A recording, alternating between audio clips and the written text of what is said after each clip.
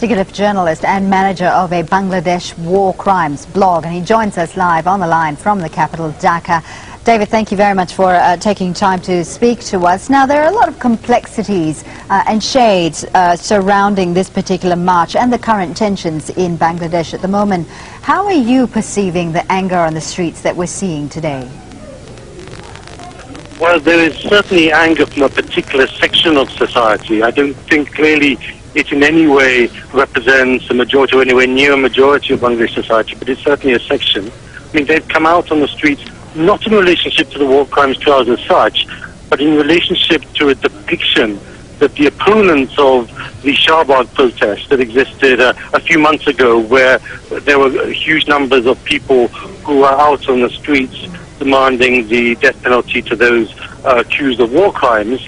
The opponents of that particular protest depicted the Shahbag protest as atheists, and this gained ground amongst a certain conservative Muslim population within Bangladesh and has been exploited by certain particular groups, and that is the reason why they're out on the streets now. What would it take to appease both sides? Whether or not both sides should be appeased obviously is a question in itself.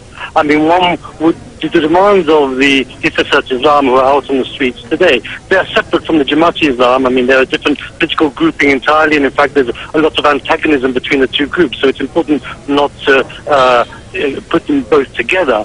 But their demands are very extreme Islamic demands, almost calling for a kind of an Islamic state in Bangladesh. I don't think there is much support for them in the country. So one would hope that the government sticks to the obligations it has under the constitution and certainly doesn't give in to these kinds of demands. In terms of the demands of those who've been calling for the death penalty to the war criminals, again, it's very important for the law to take into account some pressure not to be placed upon the tribunals. So again, the government really shouldn't be accommodating those demands at the same time. I mean, one of the things that are quite interesting when I went on the streets this morning is that although there are many differences between the Shahbag protest on the one hand and today's protest on the other, one of the big differences, of course, is there's absolutely no women at all on the streets protesting, whilst in Shahbag it was a very mixed population of protesters. But there are also some similarities. The iconography is very similar. There in the Shahbag you had demands for the hanging of war criminals, and here you have demands for the hanging and the death penalty of atheist bloggers. And you have some of the, instead of having Jamaat or alleged war criminals in nooses, having posters of them, you have posters of the bloggers. So it's quite similar iconography, and that's, I think, problematic, I think.